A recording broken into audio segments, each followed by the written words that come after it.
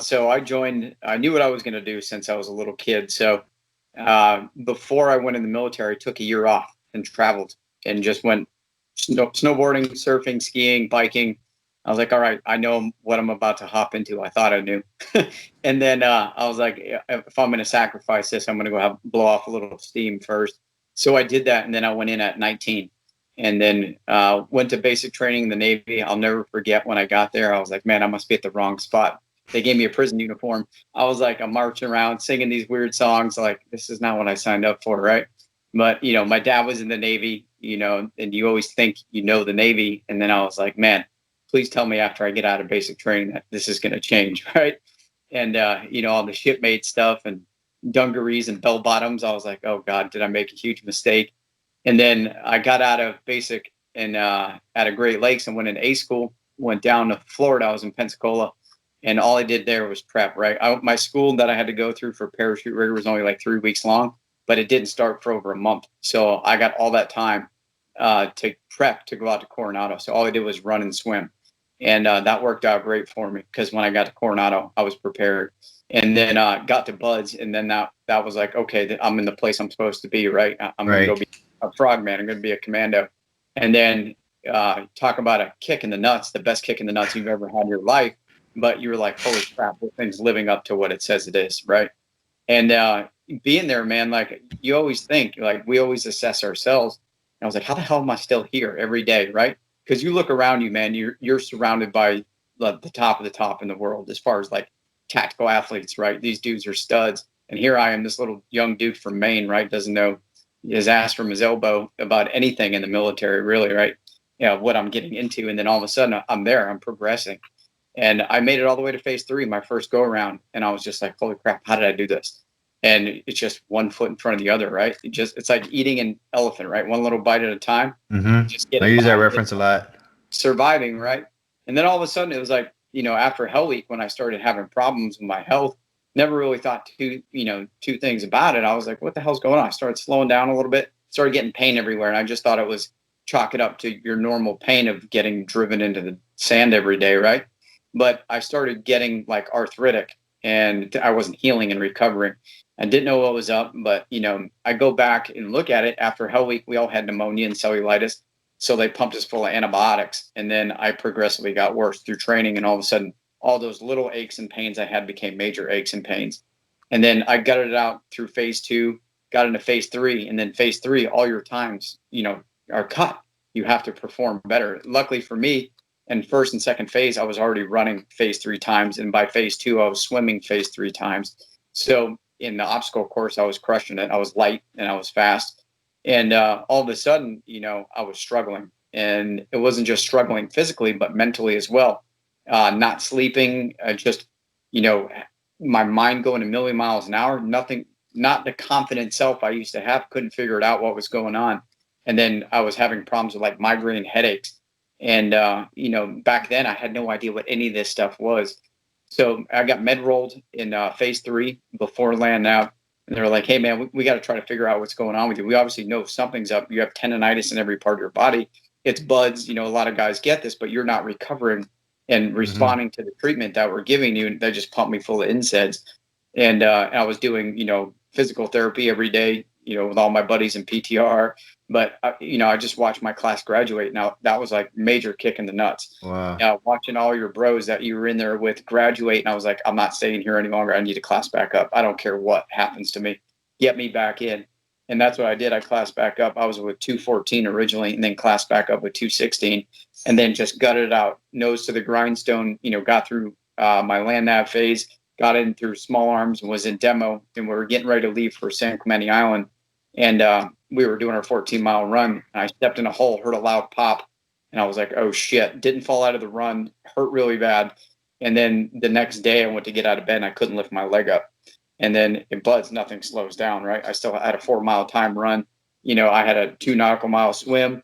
And then all of a sudden it was just like massive amounts of pain. And then it got to the point where it was like I couldn't concentrate because I was in so much pain. So that was taking my mind off all the tasks I was supposed to be doing, especially working with demo or weapons or, stuff, qualifying and doing all those things. So luckily for me, one of my class proctor was like, hey, man, what's going on? And they knew me. I've been around a while. Like I said, I was one of the originals going through to phase 3, and they knew I wasn't trying to be a turd or get at anything. They're like, why don't you go home on the weekend, just say you have a family emergency, and go get checked out, because we don't want to lose you, and you don't want to be dropped from training. So I was like, all right. So I went home. I scheduled an appointment with the sports medicine people that saw the Boston Bruins, and they're like, dude, what the hell happened to you? I was 21 years old at the time, right?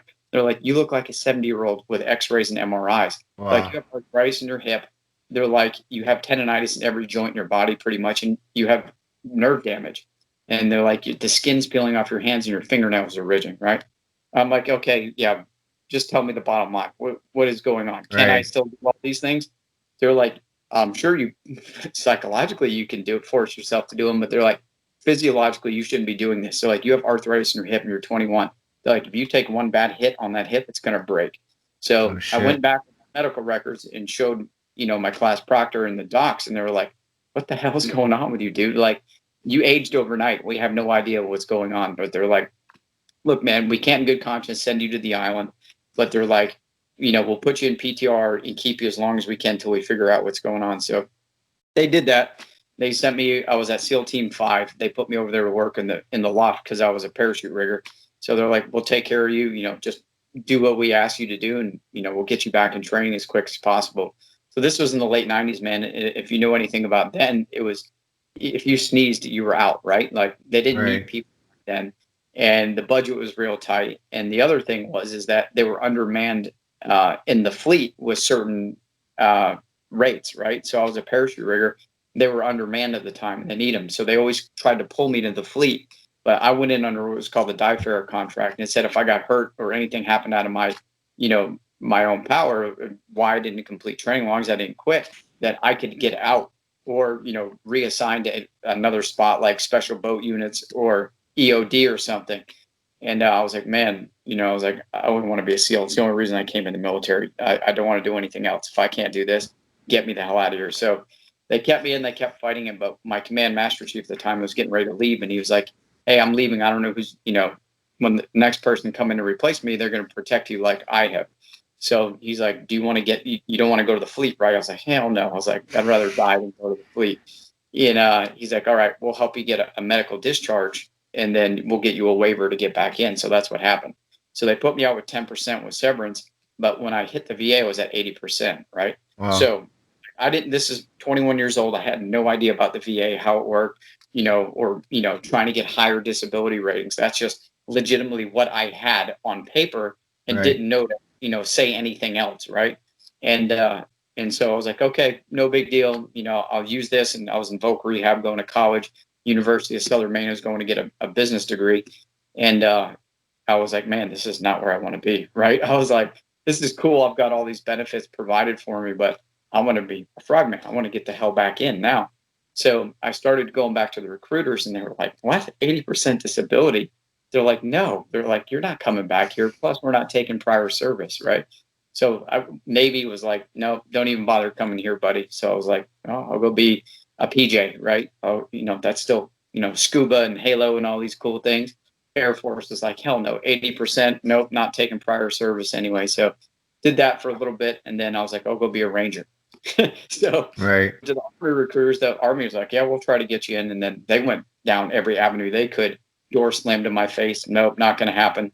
So I was like, dude, come on, man. Like, okay, reserves or the guard, I was like, I'll take anything. And they tried, and they're like, no, bottom line is what happened. They basically said, stop coming to the recruiter. They left me at MEP saying, you're never going to come back here again. And I was like, okay. I was like, there's always one person in the military that can say you can come back in, right? Sign that waiver. So I asked him who that person was. Oh, it's Colonel William Wong down at USAREC. And I was like, cool, dude. I was like, can I have his email? And they're like, yeah, okay, bud. Like, out of spite, gave it to me. And I wrote him a page letter explaining my situation, what happened. And I was in the military the next day. So that legitimately happened. Like, I was in the next day. So that was right after. Go ahead. Sorry. Yeah, I would say that was right after September 11th. So that helped as well. I was like, look, man, people are trying to get out of the military right now. I was like, I'm trying to get in. Give me an opportunity. So I got in. I think it's amazing. Like, I've been thinking about that when you first told me about that. And I was like, wow, like most people would have just been like, oh, I tried, you know, this is I got my 80%, you know, I'm gonna, you know, and that would have been enough for him. But for you to kind of overcome that and continue to push to try to do what you wanted, definitely speaks to your character, what have you. And that's badass. I mean, not a lot of people were willing to, like, most people. I mean, there's like 1%. I believe the figure. I don't know. I've never really researched it, but it's like 1% of the people in our population serve in the military. So for you to go through all that and then like persevere and keep pushing to want to serve, like that's badass. My hat's off to you